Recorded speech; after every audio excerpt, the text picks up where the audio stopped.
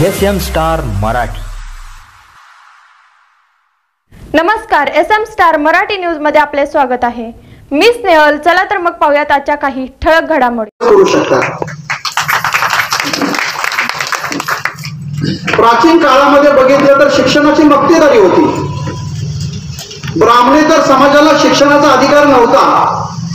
ब्राह्मणेतर मी असं का म्हणतो की ब्राह्मणामध्ये तर त्याच्यासाठी मनुस्मृतीमध्ये कडक शिक्षेची तरतूद केली होती. अंगावरती शहारा आणणारी ही शिक्षेची तरतूद होती. आपल्याला वाचायला बरं वाटतं. तुम्ही शिक्षण ऐकलं, वेदाचा उच्चार ऐकला तर कानामध्ये उकळत शिस ओतायचं. आपल्या माता भगिनी स्वयंपाक करतात चुलीवर, त्यांना विचारा भाकरीमधून बाहेर पडणारी वाफ जर फोडली तर हाताचा किती दाह होतो. चुलीच्या बाहेर पडलेला विस्त वाफ ढकलताना हाताला किती चटके बसतात. समजा उकळत शिस किंवा गरम शिस कानात ओतल्यानंतर काय अवस्था होत होती. शिक्षण घेणाऱ्या माणसानं जर उच्चार केला तर त्याची जीभ छाटली जायची.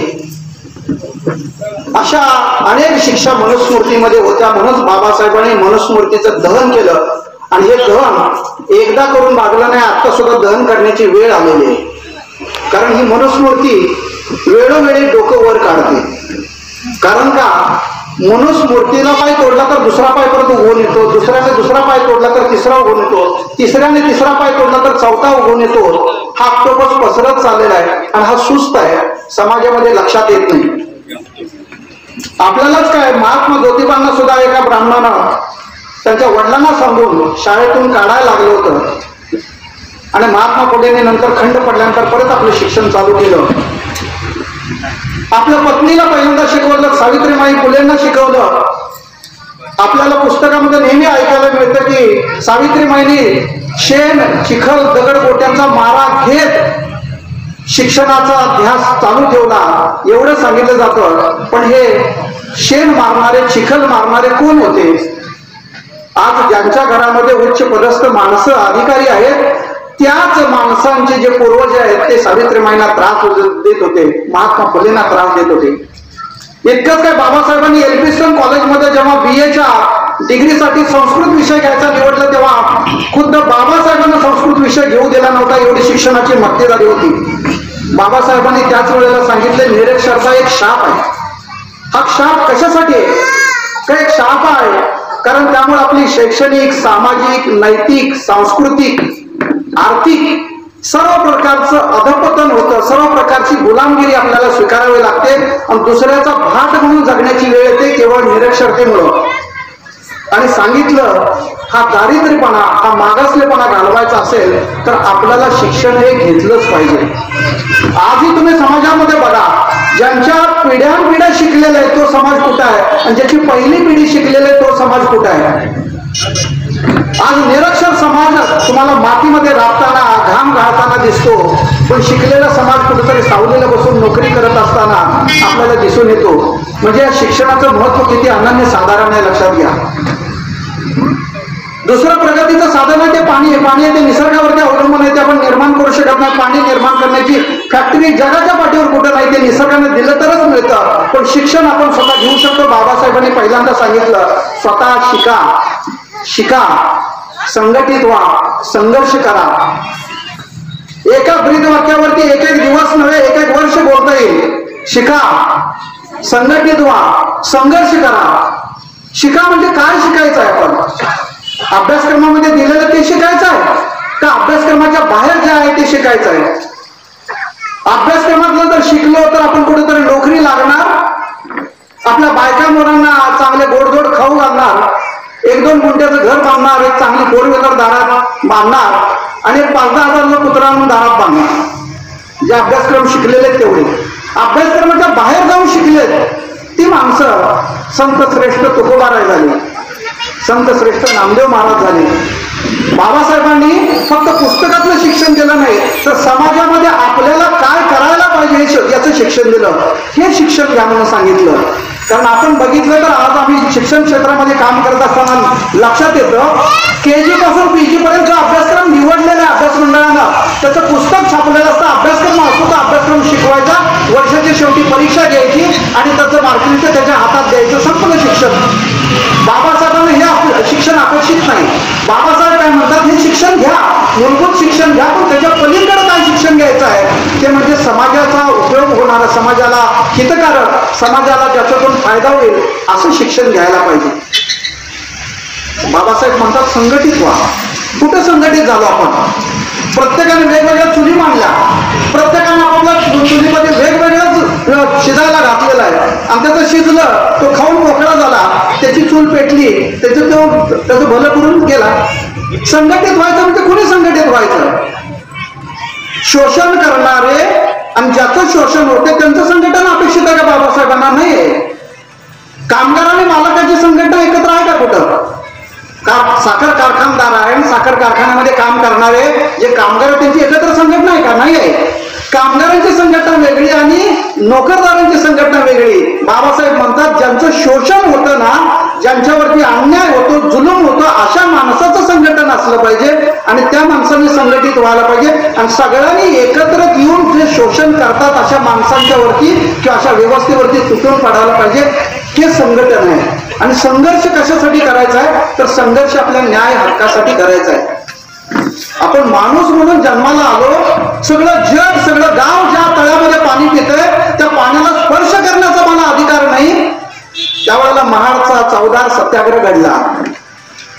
बाबासाहेबांनी काय सांगितलं? आणि मी माणूस म्हणून जन्माला आलो, हे सगळं जर ईश्वराचे लेकरं असतील तर एका ईश्वराच्या लेकराला जिथं जनावर पाणी पितात तिथं माणसाला पाणी पिऊ देत नाही. हा कुठला धर्म आला? हे कुठलंच संस्कृती आली, कुठलं मानवता आलेली? बाबासाहेबांनी हे 14 तळ्याचा सत्याग्रह केला. त्याच्यातून सांगितलं माणसाने संघर्ष करायला पाहिजे. बाबासाहेबांना कोणकोणत्या गोष्टीसाठी संघर्ष करावा लागला? पिण्याच्या पाण्यासाठी संघर्ष करावा लागला, मंदिरामध्ये प्रवेश मिळवण्यासाठी संघर्ष करावा लागला. बाबासाहेबांना मंदिरामध्ये जाऊन काय फार मोठं त्याच्यातून साध्य करायचं नव्हतं, कारण बाबासाहेबांनी सर्व महापुरुषांचे विचार ऐकलेले होते. संत गाडगे बाबा म्हणतात की देव मंदिरामध्ये नाही, मंदिरामध्ये पुजारी राहतो, पुजाऱ्याचं पोट राहतं. देव हा कुठं राहतो? देव हा तुमच्या माझ्या माणसाच्या हृदयामध्ये राहतो. ज्या कर्मवीर अण्णांनी गोरगरिबांना शिक्षण दिलं त्याला देव माना, असं गाडगे बाबा म्हणायचे. अशा महापुरुषांचे विचार ऐकलेले बाबासाहेब होते आणि म्हणून बाबासाहेबांनी पहिल्यांदा केलं की दुसऱ्यांना सांगितलं नाही तर आपण स्वतः करून दाखवलं. बुद्ध धर्माचं पुनर्जीवन केलं. मनुस्मृती जाणून मानवी हक्क, लोकशाहीची तत्व आपल्यामध्ये कोणती असायला पाहिजे हे लोकांना सांगितलं. आणि सगळ्यात महत्वाचं सांगितलं की आत्मसन्मानाने जगा. स्वतःला कुठल्याही प्रकारचं कमी लेखू नका. स्वतःचा आत्मसन्मान जागृत करा.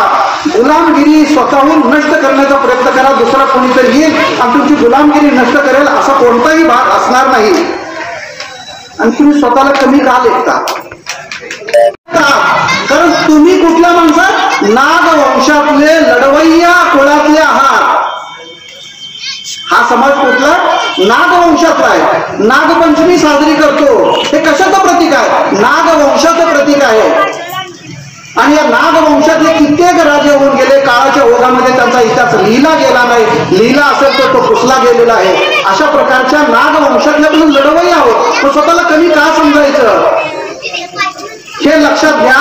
आपण पूर्वीच्या काळामध्ये चातुर्वर्णी व्यवस्था नव्हती. आर्यांच्या आक्रमणापूर्वी आपल्याला आर्यांचं आगमन शिकवलं. आर्यांचं आक्रमण नाही सांगितलं. आर्यांच्या आक्रमणाच्या पूर्वी आपल्याकडे हे सर्व वंशातले लोक होते. रावण एका वंशातला होता, बुद्ध एका वंशातले होते, त्याचे माता पिता एका वंशातले होते. तसं नाग वंशातले आपण लढवय्या समाजातले आहोत. आपण कशाला स्वतःला कमी लेखायचं? बाबासाहेबांनी दुसरा विचार सांगितला विद्यार्थ्यांच्यासाठी की विद्यार्थ्यांनो, तुम्ही विद्यार्थी दशेमध्ये शिक्षण घ्या, राजकारणात पडू नका.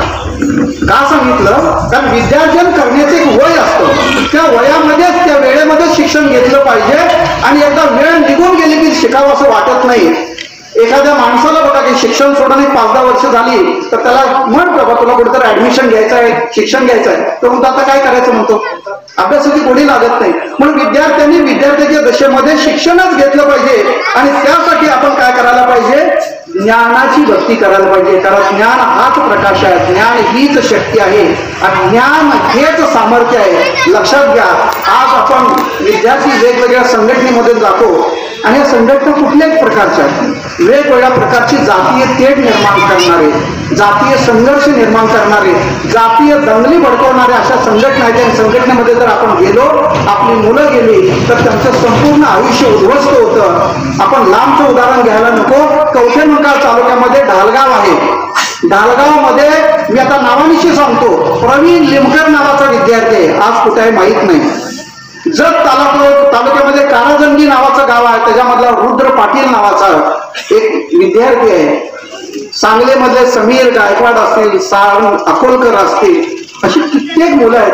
तुमच्या आमच्या बहुजन समाजातली मुलं आहेत आणि कुठल्या तर संघटनेच्या नादाला लागली, त्यांच्या खांद्यावरती कुठल्या तर संघटनेचे झेंडे दिले आणि ही मुलं भरकटत गेली. एक तर त्यांचा समाजासाठी उपयोग नाही, आई वडिलांसाठी उपयोग नाही, त्या मुलांचं आयुष्य उद्ध्वस्त झालेलं आहे. ही मुलं जिवंत आहेत का मेलेले हे सुद्धा सांगता येत नाही. कोणी त्याच्याबद्दल वाच्यता करत नाही. म्हणून विद्यार्थ्यांनी, पालकांनी लक्षात ठेवलं पाहिजे, ज्या वयामध्ये मुलाला शिक्षण घ्यायचं आहे त्या वयामध्ये मुलाला शिक्षणासाठी प्रवृत्त करायला पाहिजे.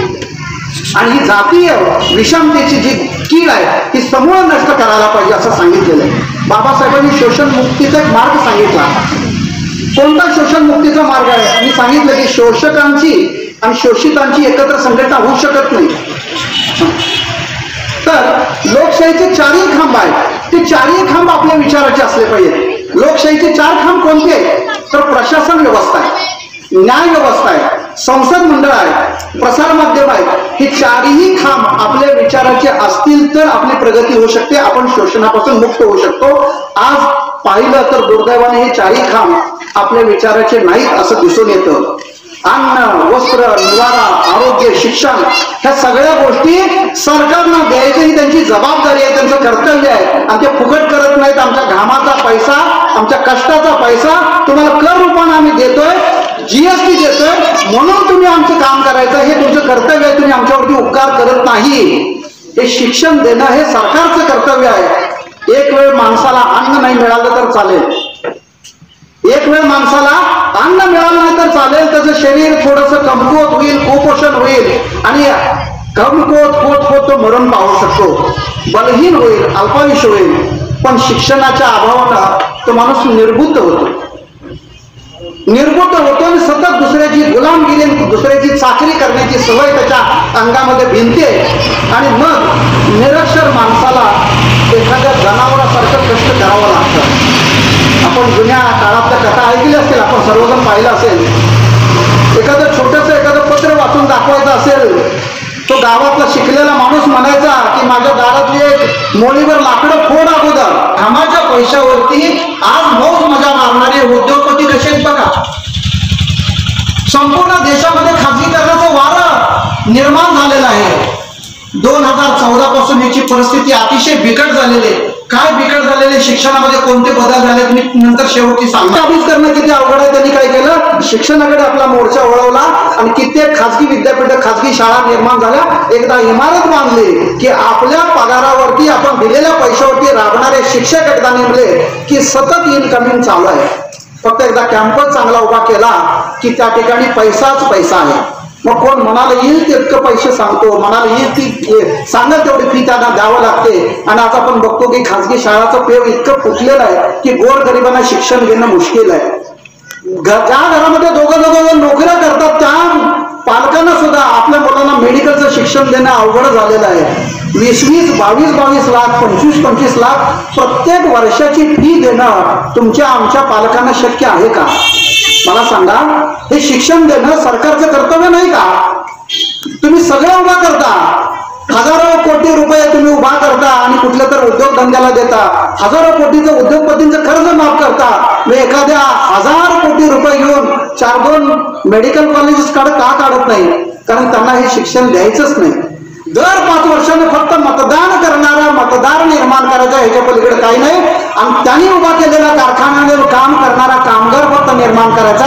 एक कामगार आणि मतदार याच्या पलीकडे तुमची प्रगती होऊ द्यायची नाही, अशी एक षडयंत्र, अशी व्यवस्था निर्माण झालेली आहे. ही व्यवस्था मोडून काढायची असेल तर बाबासाहेब म्हणतात शिक्षणाशिवाय दुसरा पर्याय कोणताच नाही.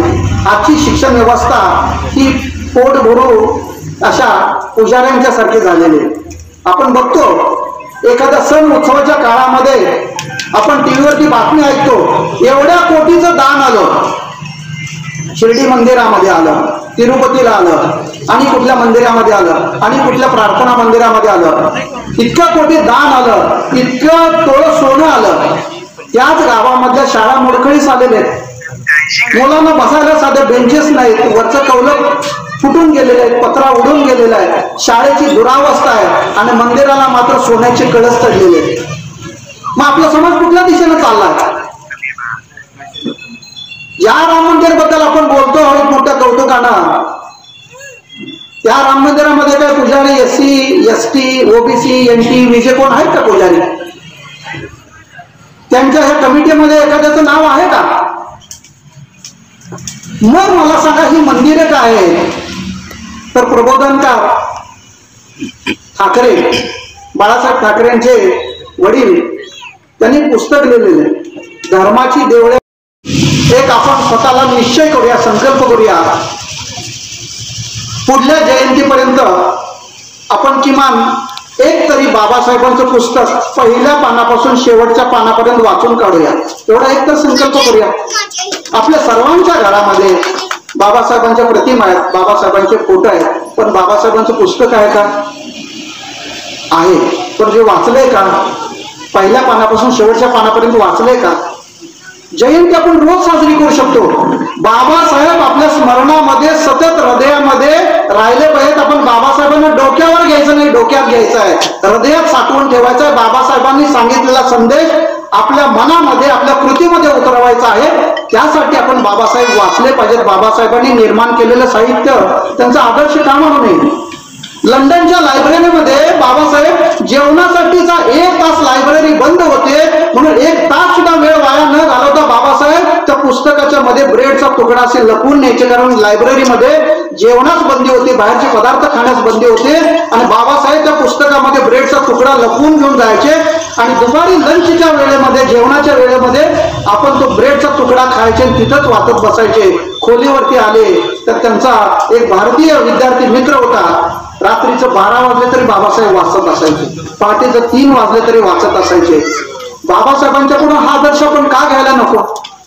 बाबासाहेबांनी आपल्या पूर्ण आयुष्यामध्ये कधीही कुठल्या व्यसनाला, कुठल्याही प्रकारचं शिवलेलं सुद्धा नाही, स्पर्श केलेला नाही. बाबासाहेबांचा हे आदर्श आपण समाजाने का घेऊ नये?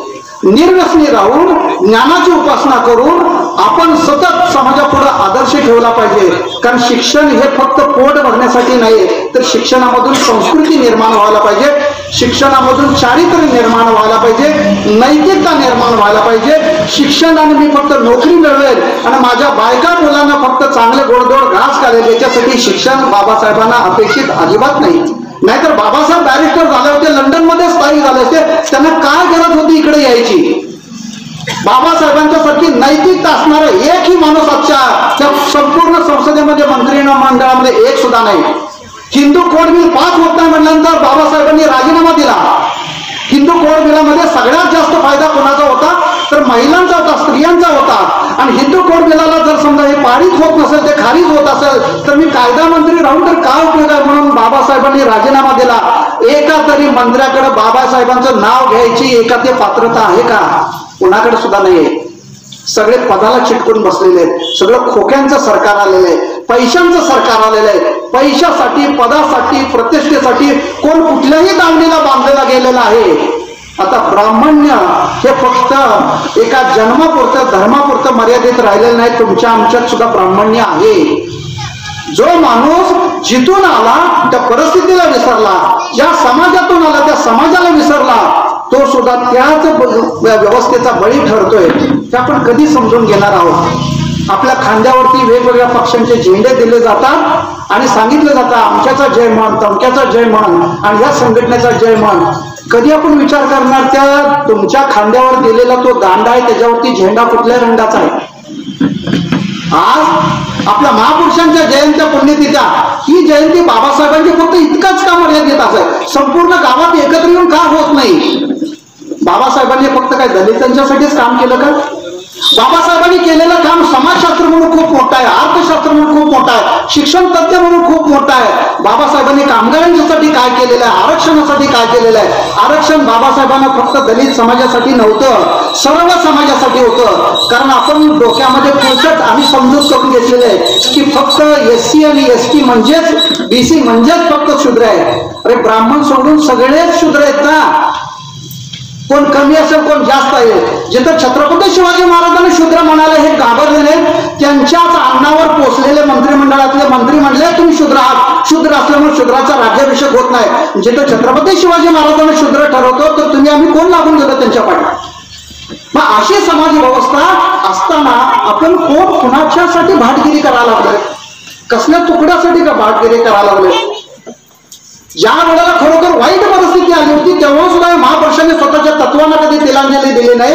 मग आपण तर गोडधोड खात भाजी भाकरी तर खात असेल, मीठ भाकरी तर खात असेल, आपण का म्हणून आपण स्वतःचा समाज आणि स्वतःची संपूर्ण व्यवस्था दुसऱ्याच्या दावणीला बांधायची. हे कधीतरी अंतर्मुख होऊन विचार केला पाहिजे. जयंती पुण्यतिथीच्या निमित्तानं आपण हा विचार करायला पाहिजे. कारण एकीकडं ही सगळी मोडकळीस आलेली शिक्षण व्यवस्था पाहिल्यानंतर महात्मा फुलेंचं आपल्याला वाक्य आठवतं, विद्येविना मती गेली, मती विना नीती गेली, नीती विना गती गेली, गती विना वित्त गेले, वित्ताविना शूद्र खचले, एवढे अनर्थ एका अविद्येने केले. त्यातली फक्त ठराविक गोष्ट बघा, विद्या आणि शेवटी अनर्थ.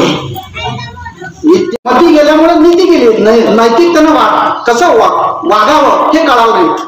नीती गेल्यामुळे गती गेली, गती म्हणजे प्रगती गेली, विकास गेला, विकास गेला म्हणजेच काय प्रगती गेली म्हणजे आपल्याकडे येणार वित्त, पैसा, अर्थ हे सगळं निघून गेलं.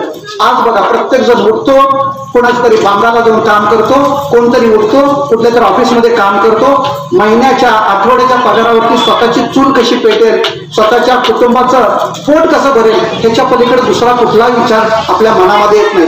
सतत सतत सतत आपण शिक्षण घेऊन नोकरी करून काम करून काय करतोय, फक्त कुटुंब चालवणे म्हणजे सगळे पोटार्थी बनवण्याची अशी व्यवस्था निर्माण केलेली आहे. आणि हे सगळं वित्त घातलं आणि ह्याच्यामुळे काय झालं, एवढे अनर्थ एका अविद्येने केलंय.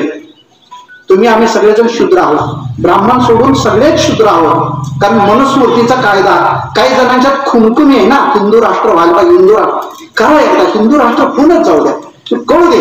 सगळ्या बायकांना जरा एखाद्याचा पती मेला तर त्या पतीचं डोकं मांडीवर घेऊन चितेत जळताना वाटेल बा हिंदू राष्ट्र नको. मनुस्मृतीच्या कायद्यानुसार जर कळालं ना, एकदा कळेल एकदा. आणि मला सांगा की हे कसे आहेत माहिती का, चोर घुसले त्याच्यात, हे मुळात हिंदू नाहीयेत, हे मुळात हिंदू नाहीये. कसं आहे, गावामध्ये एखाद्याला आळ आला की एखादा चोर घरात घुसतो मग तुम्ही या घरातला सदस्य आहे, तसं झालेलं आहे. आर्य हे मुळात भारतीय नाहीयेत. खैबर खिंडीतल्या कॉकेशस पर्वताच्या पायथ्याशी राहणारी भटकी जमात आहे. प्रगत समाज सम्राट अशोकांच्या काळात 2500 वर्षापूर्वी आपल्याकडे होता. भगवान गौतम बुद्धांच्या काळामध्ये खूप सदृढ समाज होता, सगळी समाज व्यवस्था होती, अत्याधुनिक व्यवस्था होती. 27 विद्यापीठ कशाला म्हणतात, एका शिवाजी विद्यापीठामध्ये 200 कॉलेजेस आहेत, एक विद्यापीठ आहे. सम्राट अशोकांच्या काळामध्ये 27 विद्यापीठ होती. काय व्यवस्था होती त्या काळातली. हे आर्य कुठले भटक्या जमातीतले आले आणि त्यांनी परत बाजीचं आक्रमण केलं आणि आपलं हळूहळू काबीज करत करत करत संपूर्ण व्यवस्था नष्ट करून टाकली. आजच्या घडीला तर काय भयानक परिस्थिती आलेली आहे की आता मी तुम्हाला सांगतो. नवीन अभ्यासक्रम आलेला आहे. नवीन अभ्यासक्रम म्हणजे 1930 साली 2030 सालापर्यंत नवीन शैक्षणिक धोरणानुसार फक्त 12वी पर्यंत शिक्षण देणं ही सरकारची जबाबदारी असेल.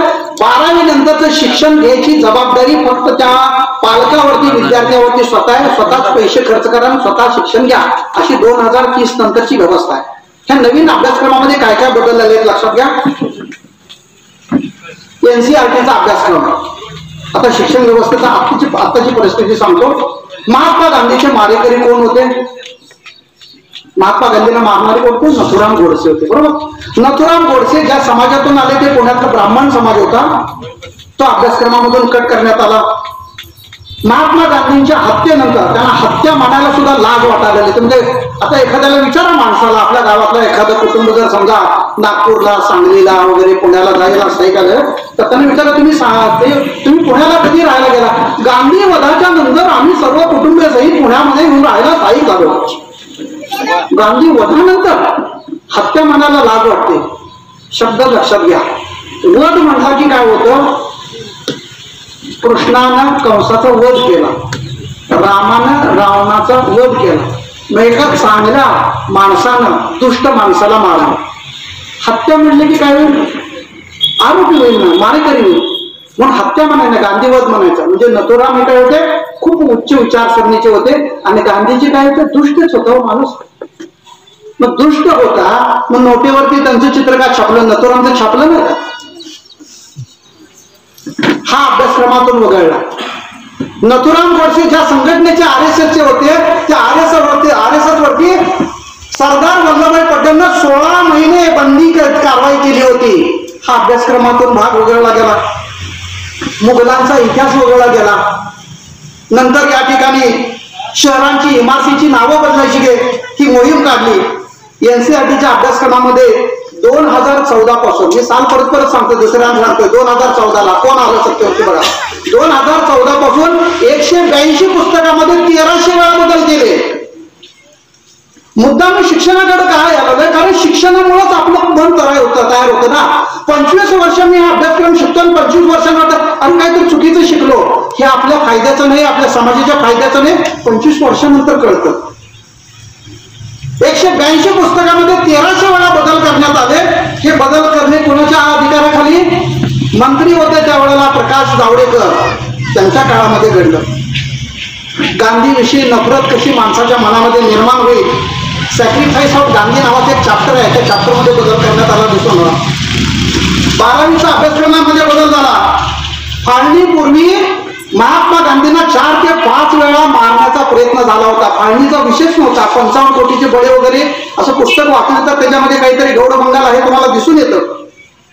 सरदार वल्लभभाई पटेल यांचं स्वतःचं मत होतं, गांधी हत्येला जबाबदार कोण आहेत? तर नथुराम गोडसे, RSS संघ आणि हिंदू महासभा अभ्यासक्रमामधून काढून टाकलं. फक्त गांधींची हत्या नथुराम गोडसेने केलं, एक वाक्य ठेवलं, बाकीचा सगळा अभ्यासक्रम कट करून टाकला. या नथुराम गोडसेला BJPच्या प्रज्ञासिंग ठाकूर, आनंद हेगडे देशभक्त मानतात. म्हणजे गांधीजी काय देशद्रोही होते? हा इतिहास संपूर्ण टाकला. गुजरातमध्ये जे मोठं गोधरा हत्याकांड झालं ते अभ्यासक्रमामधून वगळून टाकलं. सरकारने जात, वंश, धर्म, पंथ यानुसार कुठलाही भेदभाव करता कामा नये अभ्यासक्रमामधून वगळून टाकलं. मानव अधिकार 2002चा हा संपूर्ण जो अधिकार आहे त्यामधल्या काही गोष्टी, काही कलम याचा विचार केला. अटल बिहारी वाजपेयीने सांगितलं की राजधर्म का पालन करी. नरेंद्र मोदींना मुख्यमंत्री असताना सांगितलं, अभ्यासक्रमामधून वगळून टाकलं. 12वी मध्ये NCERTचं पुस्तक आहे इंडियन सोसायटी, चॅप्टर नंबर 6, त्यामध्ये वाक्य आहे, सभी धर्मों ने हिंसा झेली है लेकिन उसका प्रभाव अल्पसंख्यकों पर पड़ता है.